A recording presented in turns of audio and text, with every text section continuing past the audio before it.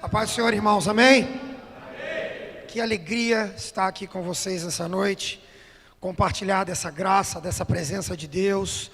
Escute o que eu vou te falar, eu já quero te falar isso logo aqui no início. A Bíblia diz que quanto ao Senhor, os seus olhos estão sobre toda a terra, a procurar aquele cujo coração seja totalmente dele. Eu espero muito que esses homens sejam encontrados neste lugar, aqui nessa noite.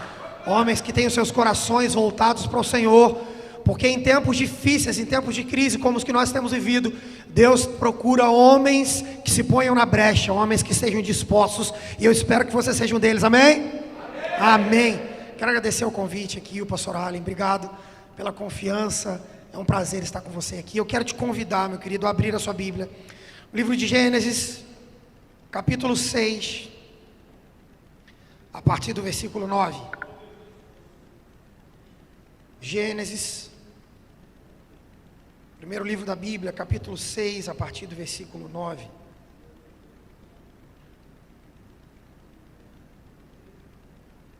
Quem achou, diga amém. A palavra do Senhor nos diz assim: esta é a família de Noé, esta é a história da família de Noé. Noé era um homem justo, íntegro no meio do seu povo, da sua época, e andava com Deus. Noé gerou 3 filhos, eram eles Sem, Cã e Jafé. Ora, a terra estava corrompida aos olhos de Deus e cheia da violência dos homens.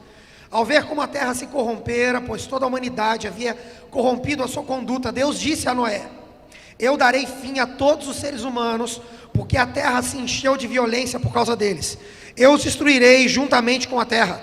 Você, porém, fará para mim uma arca de madeira cipestre. Divide-a em compartimentos e a revista de piche por dentro e por fora. Faça com 135 metros de comprimento, 22 metros e meio de largura e 13 metros e meio de altura. Faça-lhe um teto com um vão de 45 centímetros entre o teto e o corpo da arca. Coloque uma porta lateral na arca e faça nela um andar superior, um andar médio e um inferior. Eis que eu vou trazer águas sobre a terra, o dilúvio para destruir debaixo da terra toda criatura que tem fôlego de vida. Tudo que há na terra perecerá, morrerá, mas com você eu estou estabelecendo a minha aliança. E você entrará na arca com os teus filhos, com a tua mulher e as mulheres dos seus filhos. Faça entrar na arca um casal de cada um dos seres vivos, macho e fêmea, para conservá-los vivos com você. De cada espécie de ave, de cada espécie de animal grande e de cada espécie de animal pequeno que se move rente ao chão virá um casal, e a você, para que sejam conservados vivos, e armazene todo tipo de alimento para que você e eles tenham mantimento. Noé fez tudo exatamente como Deus lhe tinha ordenado. Amém. Você pode se assentar, meu querido. Seja homem é o tema que me foi dado hoje. E quando essa ordenança chegou a mim, a primeira coisa que eu pensei é que foi esse o conselho que Davi deu a Salomão antes de morrer. A Bíblia diz que Davi, no leito de morte, chama o seu filho, aquele que assumiria o trono, e dá para ele alguns conselhos. E é interessante, pense comigo, um rei dando um conselho para o seu filho que assumiria o trono. Davi podia dar conselhos políticos, conselhos de como um estadista fazia, de como ele deveria cuidar das finanças, de como ele deveria cuidar dos seus filhos, mas não, o primeiro conselho que Davi deu a Salomão é exatamente esse: seja homem. Salomão chega e fala: pai, o que você tem para me ensinar? Seja homem, meu filho. E dali para frente Davi dá outros conselhos, mas todos eles ligados a isso. Sabe por quê? Que Davi podia ter dado vários conselhos e ele deu esse: seja homem. Porque ser homem é coisa difícil. Homem é uma espécie que está em extinção. Macho a gente acha um monte, e meu avô dizia que até mamão é macho. Macho é aquele que procria, aquele que tem vários filhos, aquele que tem uma mulher em cada esquina, aquele que faz o que dá vontade, aquele que é brabo demais, que um dia, se for necessário, ele mata alguém, ele dá tiro, ele ameaça de morte. Esse é o macho. De macho a terra está cheia. Agora, de homens está em falta. Prova disso que nós vivemos um tempo em que nós vivemos uma crise, uma carência de pessoas que sejam referenciais. Sabe por quê? Porque falta homem. E escute que eu vou te falar uma coisa: meninos têm dons, mas não são referência. Meninos têm habilidade, fazem as coisas bem feitas, mas quem se torna uma referência para o seu tempo não são meninos, não são pessoas que sabem fazer bem feito, são aqueles que aprenderam a ser homem. E deixa eu te falar uma coisa, preste atenção, daqui a pouquinho a gente vai chegar em Noé, mas eu quero que você entenda isso plenamente. Quando Deus colocou Adão no jardim do Éden, Deus também podia ter falado com ele várias coisas, mas a primeira coisa que Deus falou com ele foi: governe sobre a terra, governe sobre os animais do campo, governe sobre os mares, sobre as criaturas que rastejam, sobre as que voam. Eu estou te dando autoridade para governar. Escute o que eu vou te falar. Sabe por que nós vivemos em dias em que somos jogados de um lado para o outro? Porque falta a autoridade dos homens para governar sobre a terra. Sabe onde foi que o homem perdeu a sua autoridade? Foi quando ele negociou e pecou. Escute o que eu vou te falar. Parece heresia, mas está na tua Bíblia, você pode ler depois. A Bíblia diz que ele negociou com o diabo. Pastor, mas não foi Eva que pecou? Foi. Mas se você for ler na sua Bíblia, a Bíblia diz que Adão estava do lado dela. E a ordem quem recebeu de Deus foi Adão, não foi Eva. Foi com Adão que Deus falou: come o que você quiser, só não come dessa árvore.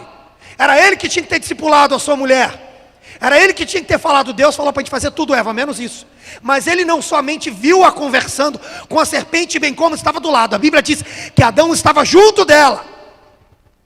Porque a vida toda a gente ouviu esse texto e parece que a mulher foi enganada sozinha. Depois de comer o fruto, falou: mas eu gostei. O Adão, acorda aí, Adão, tem um fruto gostoso. Não foi assim, ele estava lá. Ele também foi enganado pela serpente. E depois disso eles foram expulsos do paraíso. E eu vou te falar uma coisa: a autoridade que estava sobre o homem de governar sobre a terra foi perdida após o pecado, e ele entregou isso para a mão do diabo. Pastor, misericórdia, é? Prova disso, capítulo 4 de Mateus, quando o diabo vai até o deserto para tentar a Jesus. A Bíblia diz que uma das tentações foi levar Jesus até o pináculo do templo e falar: está vendo tudo, Jesus? Estou vendo, é tudo meu. Se você se prostrar e me adorar, eu te dou tudo. Se fosse mentira, era hora de Jesus falar assim: ô, deu nada, capeta, é do homem. Lá no jardim do Éden, eu estava lá junto. Nós entregamos a autoridade para ele. Não, a autoridade é dele. Prova disso que a tua Bíblia também diz, lá nas cartas de Paulo, que o mundo jaz no maligno. A Bíblia diz que o príncipe deste século. Pastor, misericórdia, o que a gente faz para isso? Você não faz nada, porque quem fez isso foi Jesus. Na cruz do Calvário, Jesus não morreu apenas para ter uma história bonita para contar. Jesus morreu para devolver a autoridade de governo dessa terra para você, homem de Deus. Agora o que eu tenho que fazer hoje, pastor? Assumir uma posição. O que eu tenho que fazer hoje, pastor? Parar de fugir. O que eu tenho que fazer hoje, pastor? Ser o marido de uma só mulher. O que eu tenho que fazer hoje, pastor? Ter uma palavra que não muda, independente da situação. O que eu tenho que fazer hoje, pastor? Eu tenho que ser cabeça da minha casa, sacerdote do meu lar, provedor, conciliador, discipulador, pastor da minha casa. Escute o que eu estou te falando. Tem alguns meninos aqui, e eu não falo de maneira pejorativa, eu estou falando na idade. Tem um monte de gente aqui que não é casado. Levante a mão aí quem não é casado ainda. Quem vai casar agora, levanta a mão e dá um glória a Deus. Vou perguntar de novo, porque está meio desanimado o povo. Quem não é casado, mas vai casar ainda, levanta a mão e dá um glória a Deus. Amém. Pastor, tem que orar mais. Mas escute o que eu estou te falando. Essa palavra não é para aquele que é casado, é para aquele que quer ser homem. É para aquele que entendeu que existe uma missão a ser cumprida nessa terra. E esse tipo de homem está escasso nos nossos dias. É por isso que a gente encontra muitas pessoas que querem as benesses do ministério, mas poucos que querem assumir os compromissos do ministério. É por isso que a gente encontra muita gente que quer as bênçãos de Deus, mas poucos estão dispostos de verdade a andar com Deus. E é por isso que o texto que eu quero compartilhar com você nessa noite fala desse homem chamado Noé. Um homem que foi chamado por Deus. Escute o que eu vou te falar. Um homem incapaz, chamado num tempo difícil para realizar uma obra que era maior do que ele. Eu vou repetir isso. Um homem incapaz, chamado por Deus em um tempo difícil para realizar uma obra que é maior do que ele. E eu estou te falando isso porque Noé é como você e eu. Todos nós, quando chegamos diante de Deus, a única coisa que a gente pode reconhecer em nós mesmos é que nós somos incapazes. Por isso que quando Isaías teve uma visão do trono de Deus, da presença de Deus, o que ele disse? Ai de mim, Senhor, que estou perecendo. Quando Jesus entrou no barco de Pedro, após Pedro ver a pesca maravilhosa, que ele percebeu que era Jesus que estava diante deles, o Messias, o que ele fez? Ele se curvou e falou: Jesus, eu não sou digno que o Senhor esteja aqui. Quando eu chego perto de Jesus, eu percebo que eu sou incapaz. Quando eu começo a ouvir a voz de Jesus, entender o propósito e a missão que Jesus quer que eu cumpra nessa terra, eu percebo que é maior do que eu. E escute o que eu estou te falando. Jesus não te trouxe aqui nessa noite para participar do primeiro culto de homens da Assembleia de Deus Belém, em Pindamonhangaba. Não, Deus te trouxe aqui porque Ele está levantando homens que vão fazer a diferença nesse tempo. Deus te trouxe aqui porque Ele está procurando quem serão os Noés desse tempo, que vão dizer: Jesus, ninguém acredita, mas eu digo sim à tua vontade, eu obedeço. Esse não é o tempo de você olhar para a sua própria capacidade, para o seu próprio jeito. É o tempo de você olhar e perguntar a Deus: o que o Senhor quer de mim? Por onde é que o Senhor quer me levar? Deus te trouxe aqui nessa noite para te tirar do teu esconderijo. Você pode falar: pastor, mas eu não estou desviado. Pastor, mas eu não estou traindo minha mulher. Pastor, mas eu não estou roubando, eu não estou traficando, eu não estou usando drogas. Escute o que eu vou te falar. A teologia diz isso. Todas as vezes que eu transgrido uma ordem de Deus, isso é pecado. E tem homens aqui que receberam ordens missionárias. Tem homens aqui que receberam ordens apostólicas de irem para pregar o evangelho. Tem homens aqui que receberam dons que não cabem dentro deles e eles estão escondendo. Deus te trouxe aqui para sair do teu esconderijo e dizer: sim, Senhor, eu vou construir o que eu tiver que construir nesse tempo, e não vai passar de mim aquilo que só tem para fazer. Não é o tempo de olhar para si mesmo, é o tempo de olhar e saber que Deus não depende do teu poder, da tua força, do teu intelecto, senão do teu sim para fazer o que Ele tem que fazer na tua vida. Esse texto nos mostra algumas coisas acerca de Noé. E a primeira coisa que eu aprendo desse texto é que aqui a gente aprende qual é o tipo de homem que Deus usa. E isso me assusta muito, sabe por quê? Porque nos dias que nós vivemos a gente pensa que Deus usa quem tem capacidade. A gente olha e a gente pensa o seguinte: nossa, olha aquele irmão como ele canta, é esse que Deus quer usar. Eu não sei cantar? Olha esse irmão como ele maneja a Bíblia, eu não consigo manejar a Bíblia desse jeito. Olha esse, ele tem os textos decorados. Olha esse, como é que ele fala, que habilidade, olha como esse toca, olha como esse lidera. Ah, pastor, esse aí que Deus escolheu. Deixa eu te falar uma coisa. Poucos homens na Bíblia você encontra que tinham tantos talentos e tantos dons quanto Sansão.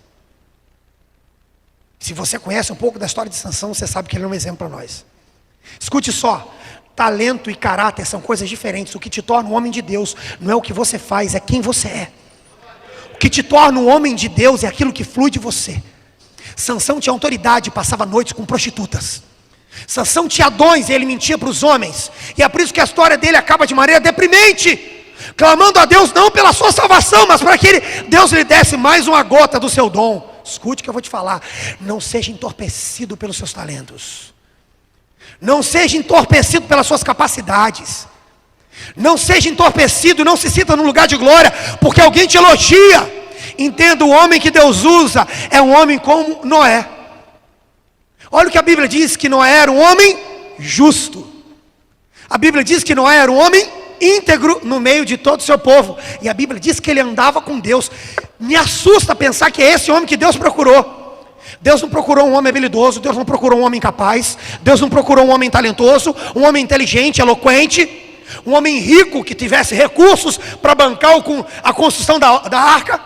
Mais do que isso, já que Deus queria que construísse uma arca, Deus devia ter procurado um marceneiro. Ele também não procurou um marceneiro.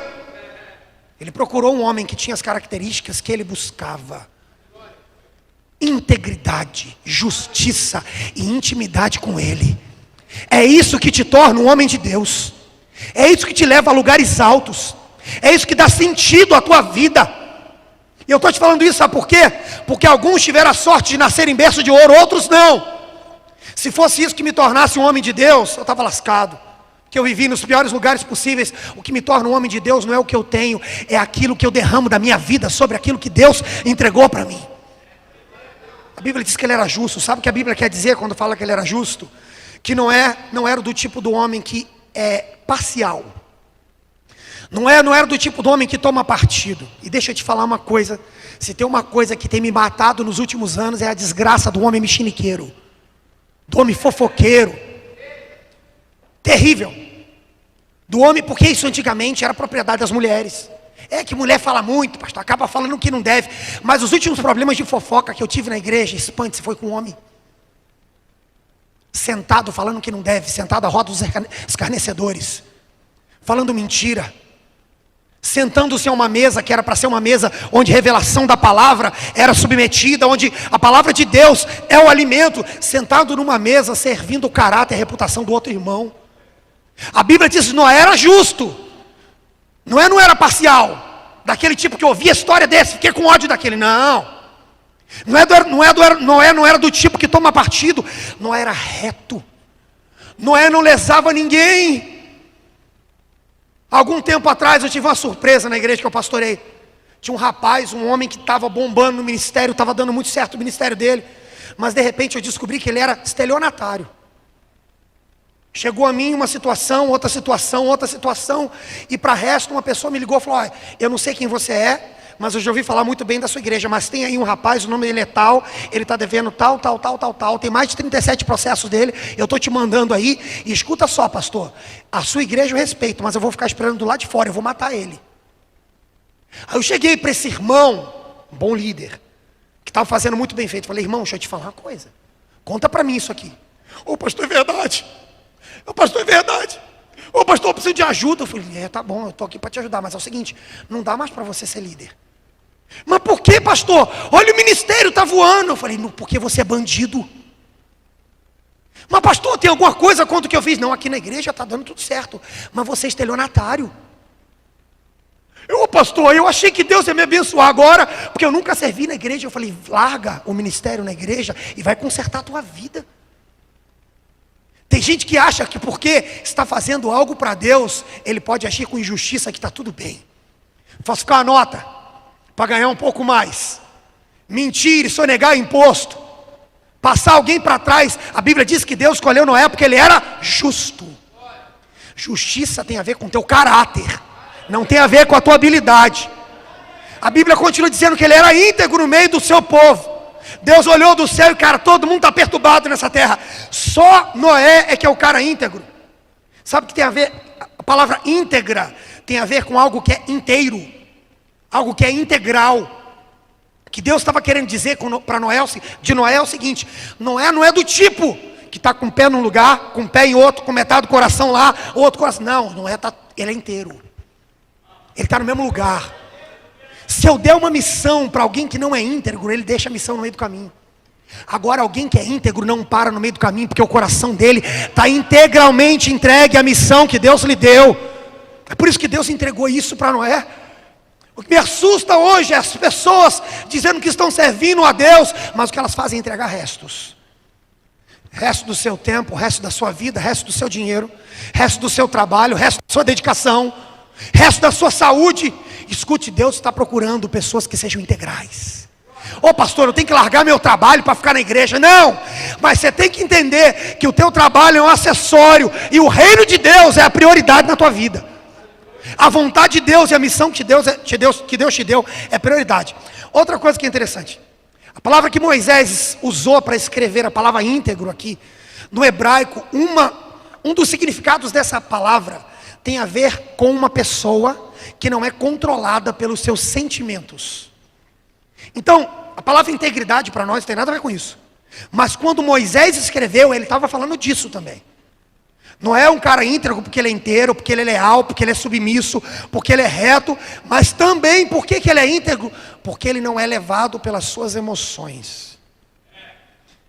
Um homem que é levado pelas suas emoções é um problema. Porque um dia ele quer e no outro ele não quer mais. As pessoas hoje não querem mais se casar. Sabe por quê? Porque um dia eu quero estar casado, no outro eu estou com a raiva dessa mulher, não quero mais. Por que tem tanta gente que se separa hoje? Porque casamento é para homem.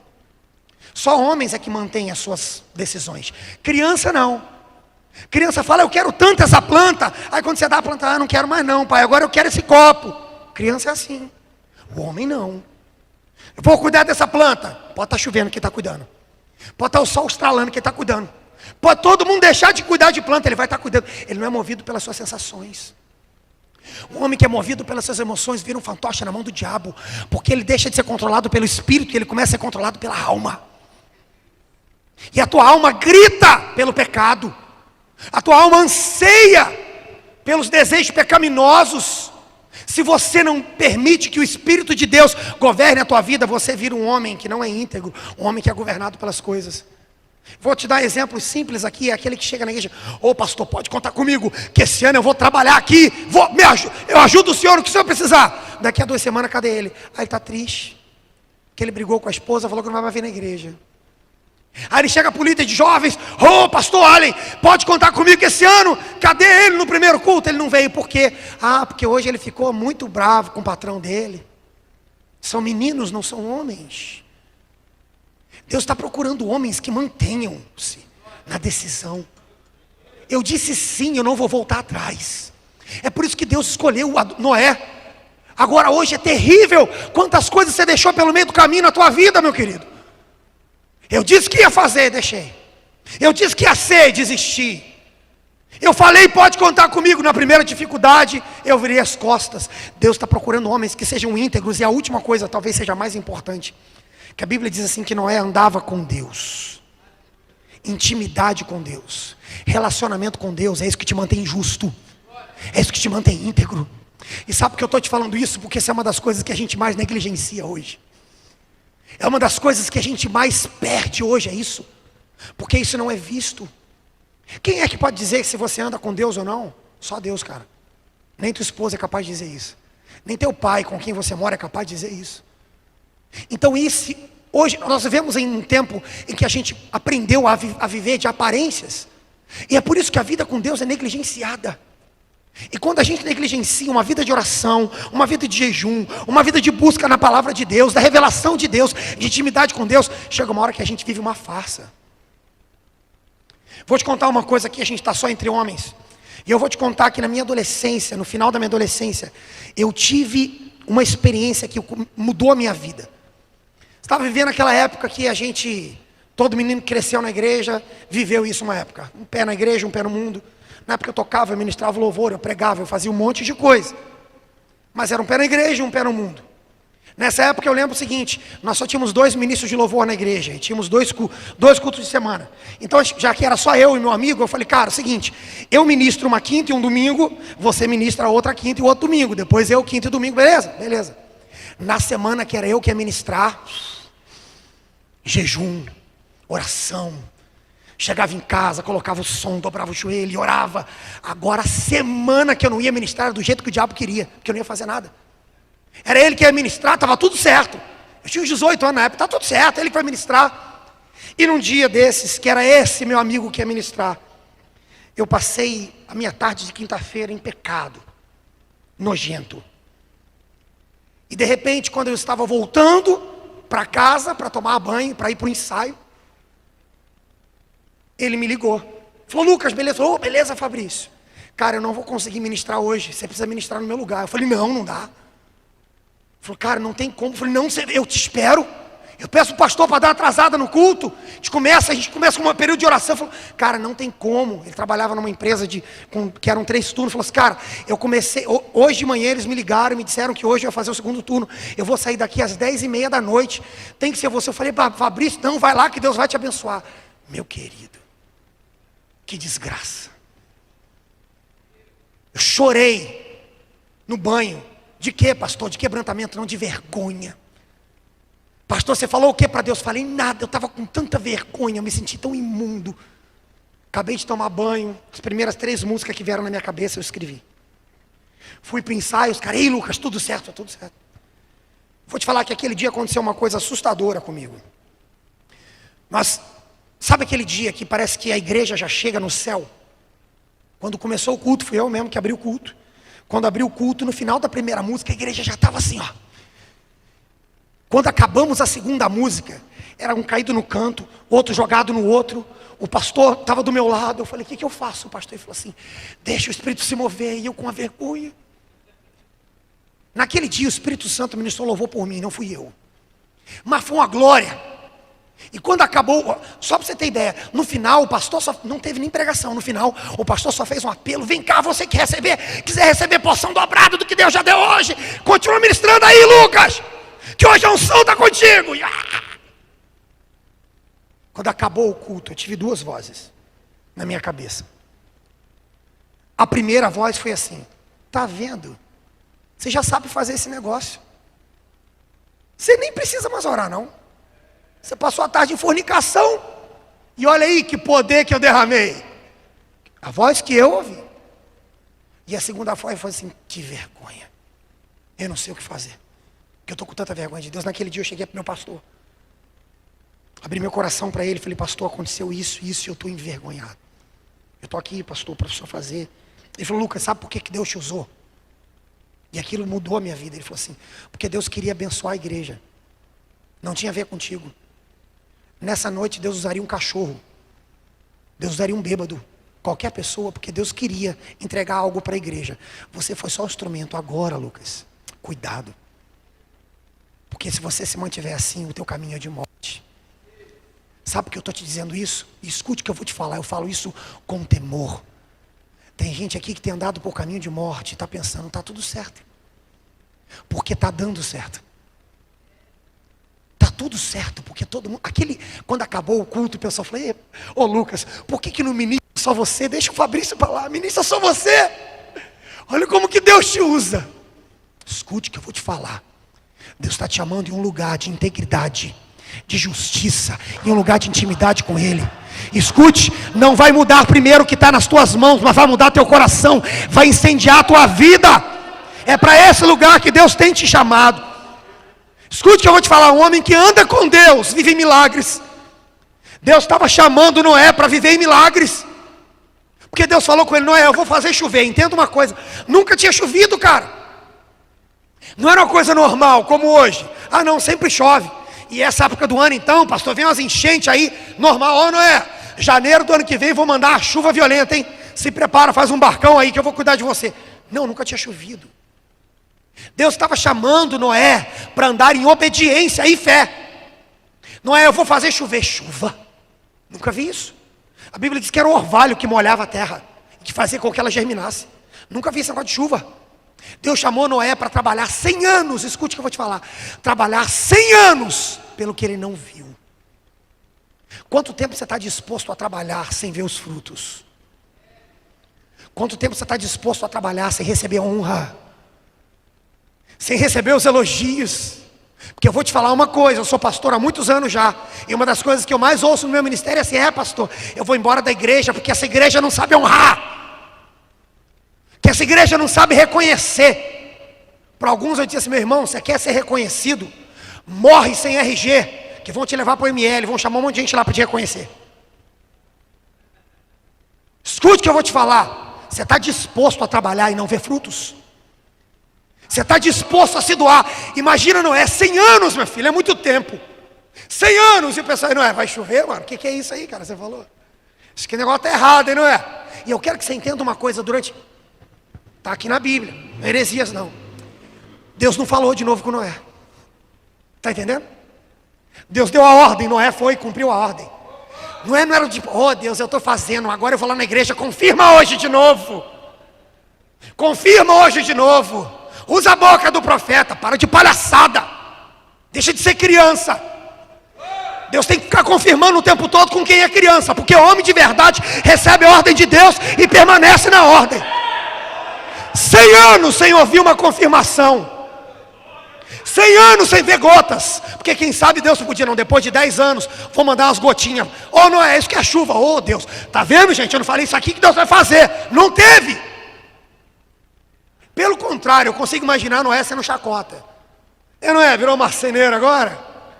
Você vai fazer nesse barcão aí, Noé? Vai pescar? Noé virou chacota, mas ele continuou. Deus está chamando homens nesse tempo para que continuem quando todo mundo não acredita. Que receberam uma palavra que vão permanecer nela, mesmo que não caia uma gota de água do céu. Mesmo que Deus não repita a promessa, eu sei em quem eu tenho crido e Ele é poderoso para fazer. Deus está te chamando para isso. A gente viveu algo nos últimos tempos lá na igreja que foi incrível. Há 2 anos atrás, nós começamos na nossa igreja o Ministério de Libras. Chegou uma irmã na igreja, que ela era professora de Libras. Ela falou: pastor, a gente pode começar? Eu falei: pode.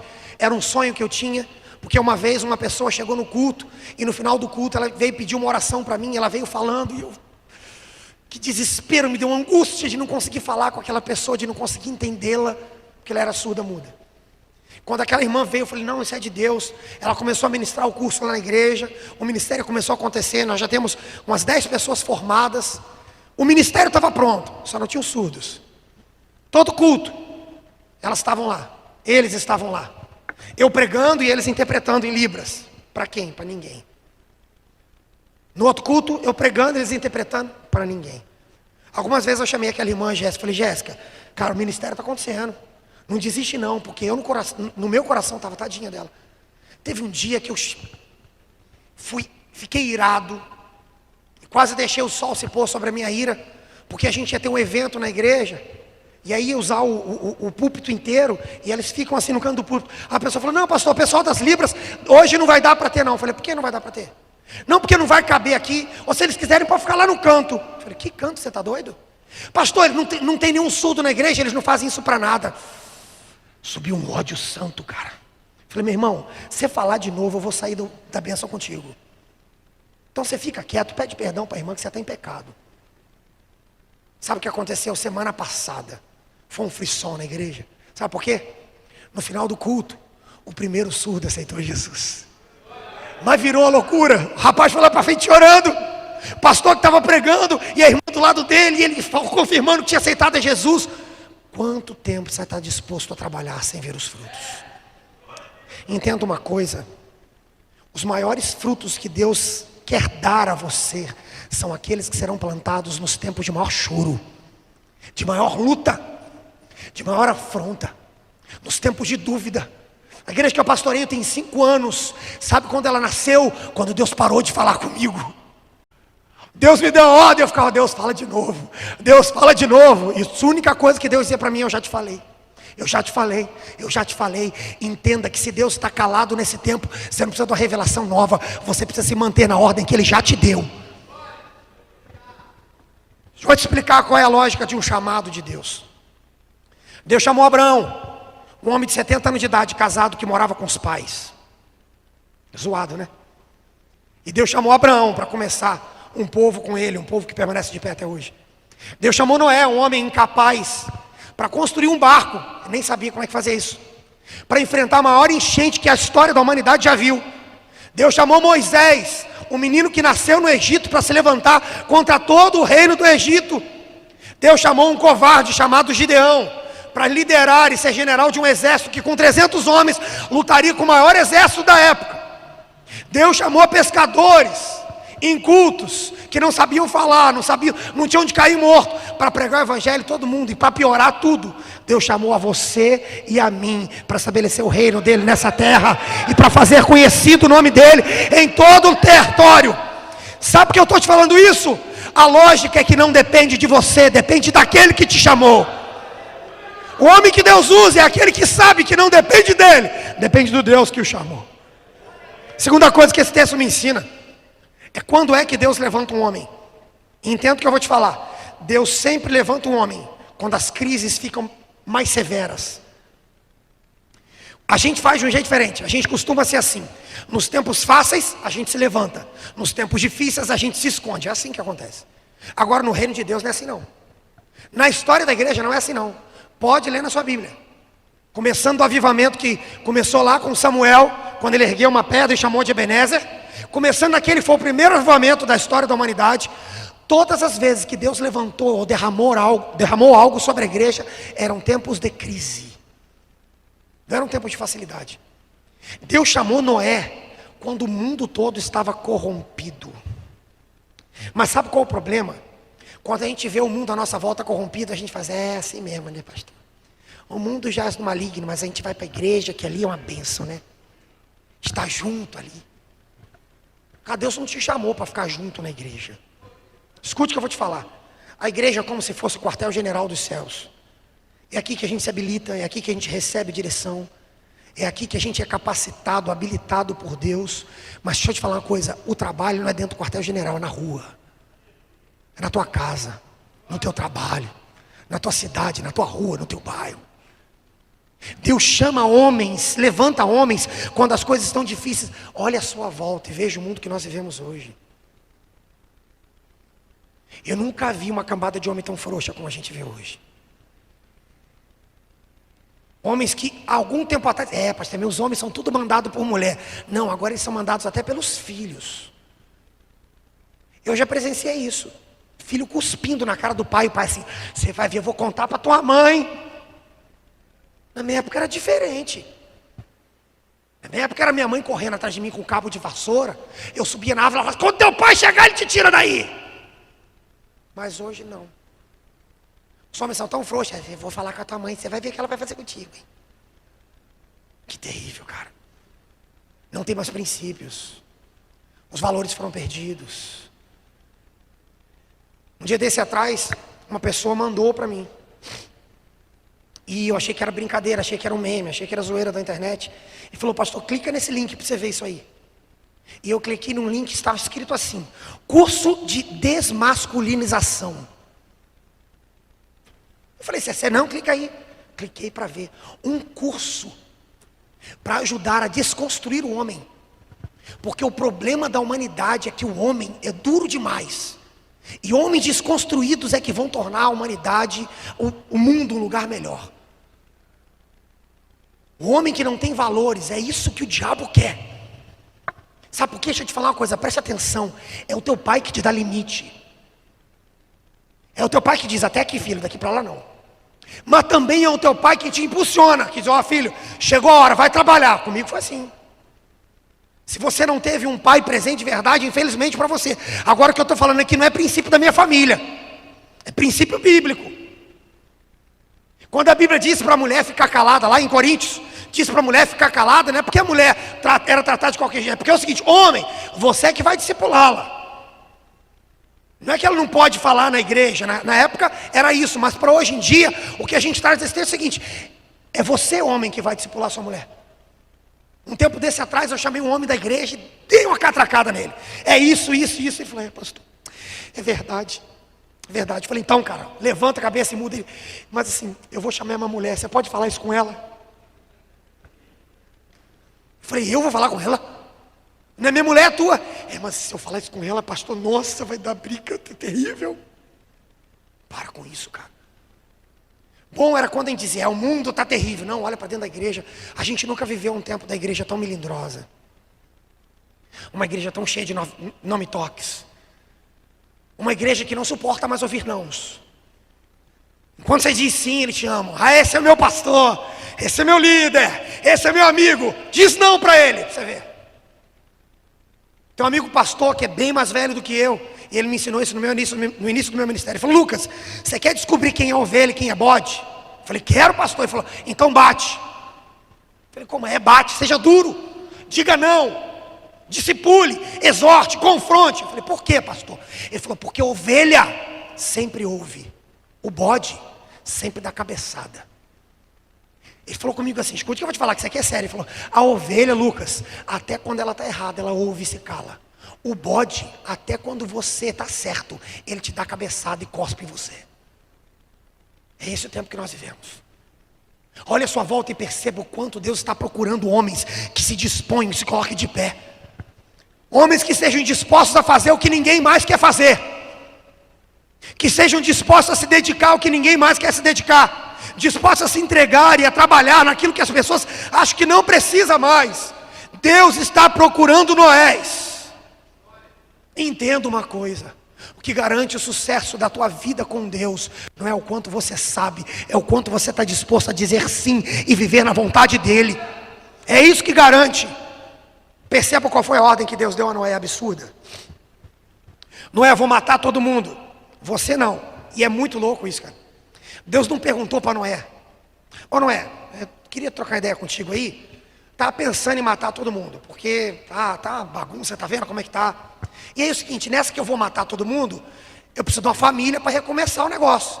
Pensei na tua, o que você acha? Aí eu pensei que se você disser sim, sabe que você podia fazer um barco bem grande, para colocar os animais, né, para os animais não morrerem. O que você acha, não é? Topa? Não foi isso. Que Deus fala com Noé, está lá na sua Bíblia, você pode ler. Noé, vou matar todo mundo, a corrupção chegou até mim, todos os homens estão envolvidos em violência, então eu vou destruir tudo, vou matar toda a humanidade junto com os homens, mas você fará uma arca para mim, de madeira cipreste. Quero nem saber, Noé, estou te perguntando se você quer, estou te dando uma ordem, você vai fazer. E sabe o que é assustador? Depois de Deus falar tudo, ele fala assim: a arca tem tantos metros de comprimento, vai ter 3 pavimentos, vai ter uma porta aqui, uma janela lá, um vão aqui. Ele fala tudo. A Bíblia diz que quando Deus acaba de falar com ele, a Bíblia só diz que Noé fez uma coisa. A Bíblia diz assim: e Noé fez exatamente como Deus lhe tinha ordenado. Sabe qual é o problema? A gente tem pergunta demais e obediência de menos. Então Deus, mas como que você vai fazer isso? 45 metros, isso aqui menor, talvez dê conta, não dá conta. Quanto mais dúvidas e mais questionamentos, é porque tem menos fé. Escute o que eu vou te falar, e eu quero que você tome posse disso, porque é duro, mas também é profético. As coisas mais incríveis que Deus tem para fazer na tua vida dependerão de uma obediência absoluta, em ordens totalmente absurdas da parte de Deus. Foi assim quando Deus falou com Moisés. Oh Deus! O povo estava gritando: Moisés, você tirou a gente para morrer no deserto, era melhor ter morrido no Egito.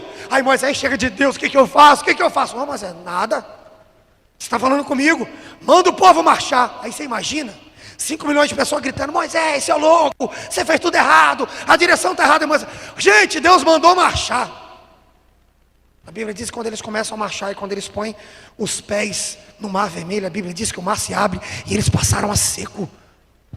Obediência total em uma ordem absurda. Quando Josué estava entrando na terra prometida, ele viu Jericó: Deus, o que eu faço? Dá sete voltas, uma a cada dia, e no último dia dá 7 voltas e grita. Uma ordem absurda, ele foi lá e fez. Escute o que eu vou te falar, se prepare para começar a receber ordens, direções e palavras proféticas da parte de Deus, que não se encaixam na lógica dos homens, não se encaixa no tempo dos homens, entende? Ela só depende da sua submissão, obediência e entrega a Deus. Para concluir, eu quero te dizer uma coisa. Só existe uma diferença grande entre Noé e nós. A ordem que Deus deu para Noé foi o seguinte: Noé, eu vou matar todo mundo, eu vou resetar a terra, eu vou começar tudo de novo com a tua família. Então Noé, o barco que você está fazendo, a arca que você está fazendo, é para você, para tua esposa, para os teus filhos e para as tuas noras. Não cabe mais ninguém aí, além de você e dos animais. Entenda que eu vou te falar aqui agora.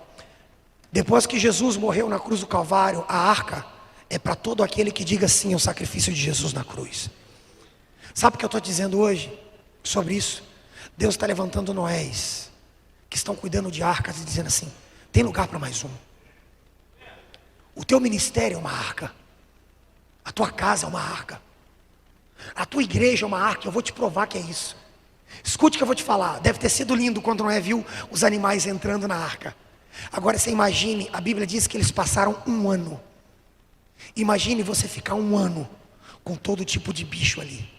Tinha fezes, urina, mau cheiro, um relinchando, um gritando, o outro dando cabeçada, bicho brigando com o outro. Agora mais do que isso, aqui a gente só tem homem, então vamos lá. Você, homem casado, como que você acha que seria legal você viver na mesma casa? Você, tua esposa, teu pai, tua mãe, teus irmãos com a esposa dele. Bom pra caramba, né?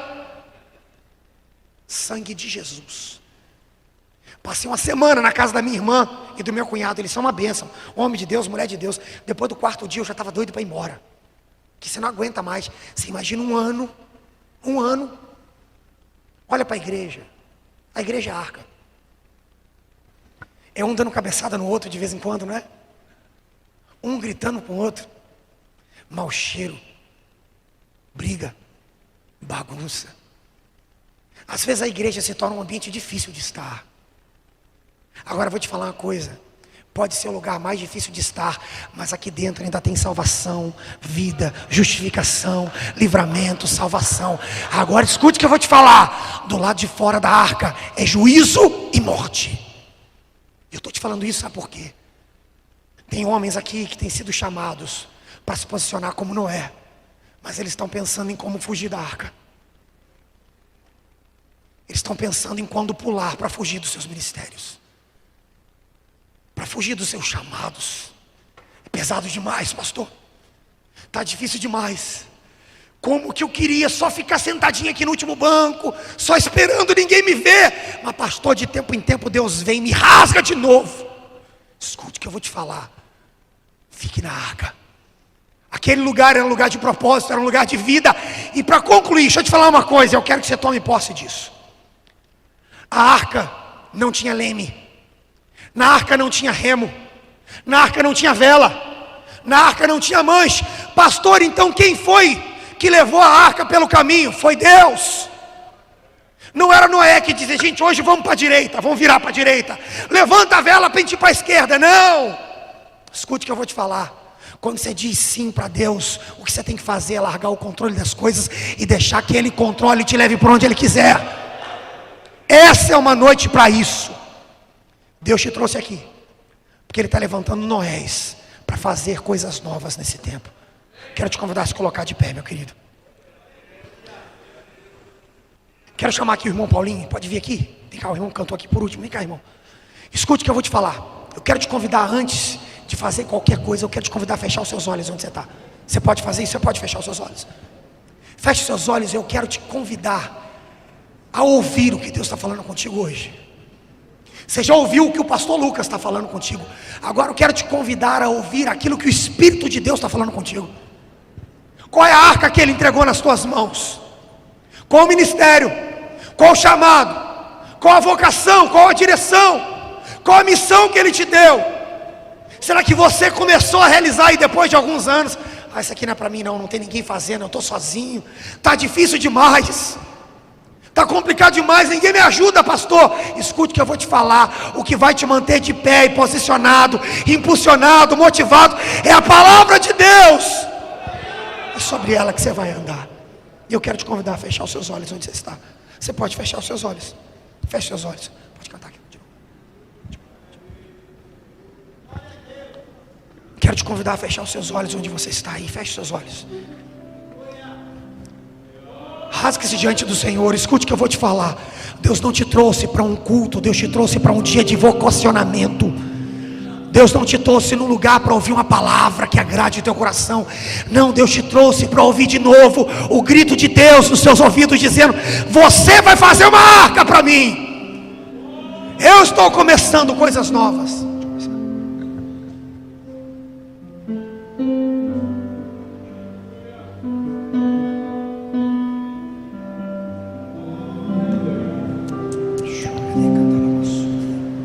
Quando as lutas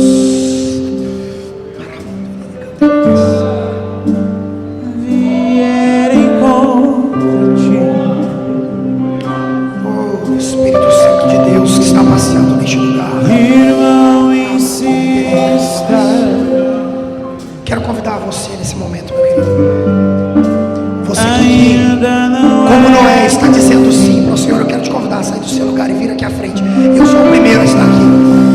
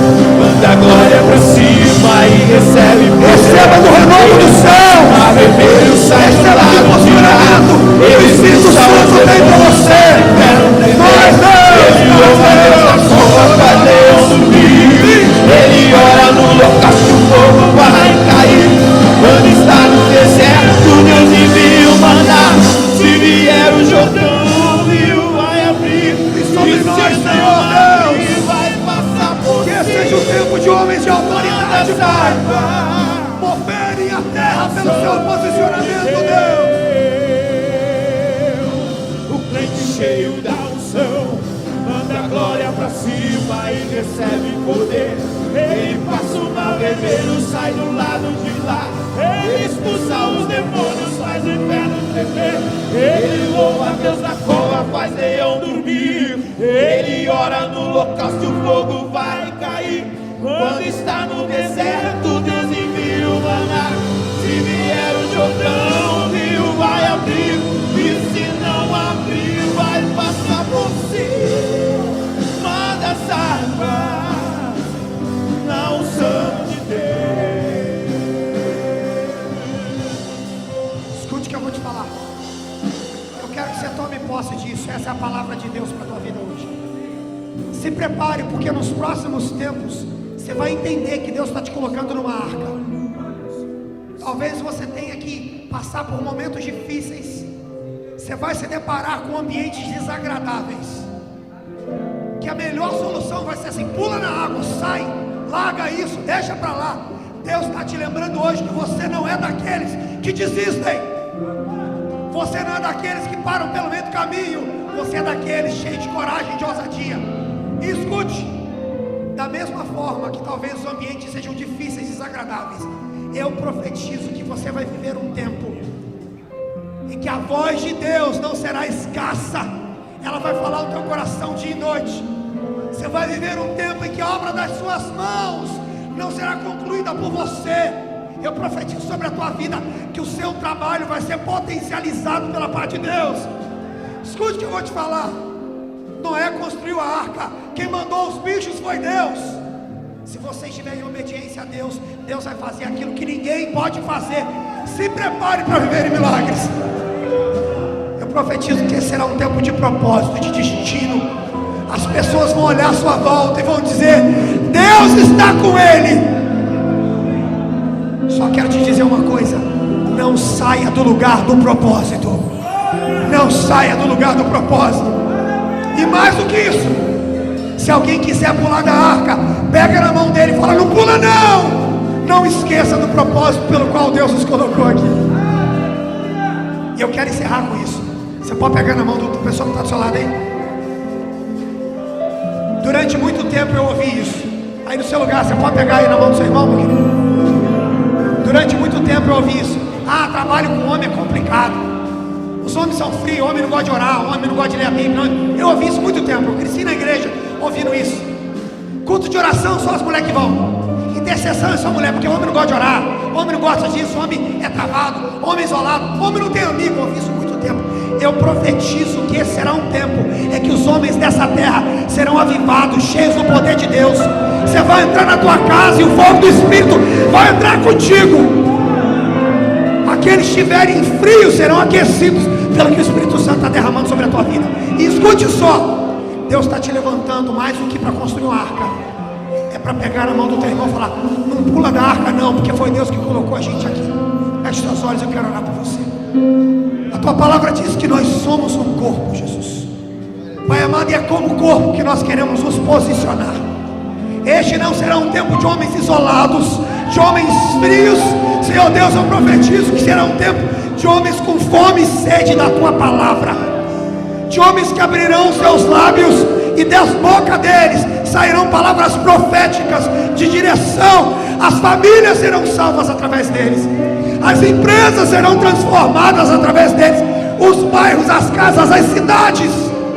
Nós profetizamos no nome de Jesus, Pai amado, e profeticamente nessa noite, mãos dadas, nós dizemos que nós não vamos deixar ninguém pular da arca. Ninguém vai desistir do propósito, ninguém vai sair no meio do caminho. Nós nos levantamos como Noé e dizemos: faça em nosso tempo a tua vontade, Deus, em nome de Jesus, amém e amém. Você pode aplaudir e glorificar ao Senhor, meu querido.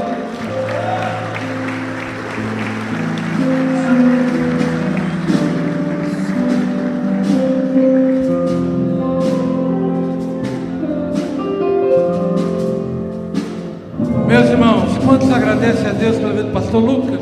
Vou dizer amém. Queria convidar aqui o pastor Manuel. Cadê ele? Pastor Manuel. ore por nós aqui. Pedir para o pastor Ivanildo dar a bênção para nós. Deus abençoe o Paulinho, o Tiago, o Alex. Muito obrigado. Cumprimento a igreja com a paz do Senhor. Oremos ao Senhor.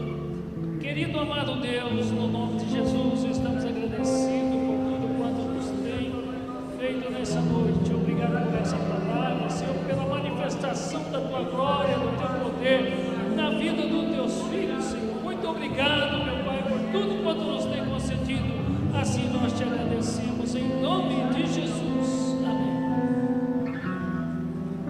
A graça de nosso Senhor e Salvador Jesus Cristo, o grande amor de Deus, a comunhão do Espírito Santo seja com todos, hoje e para sempre. Todos digamos amém. Deus abençoe a todos em nome de Jesus.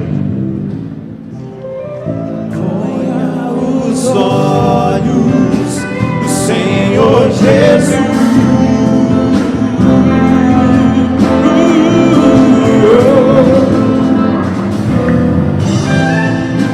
Receba a bênção e a sua luz.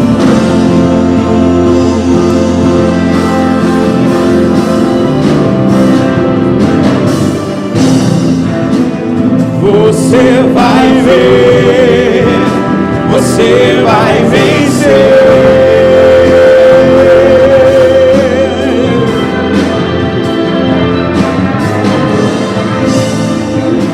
Na unção de Deus e no seu poder.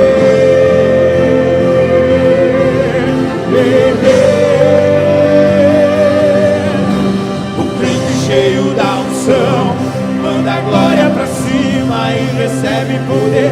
Ele passa o mar vermelho, sai do lado de lá. Ele expulsa os demônios, faz o inferno tremer. Ele louva a Deus na cova, faz leão dormir. Ele ora no local que o fogo vai cair. Quando está no deserto, Deus envia o maná.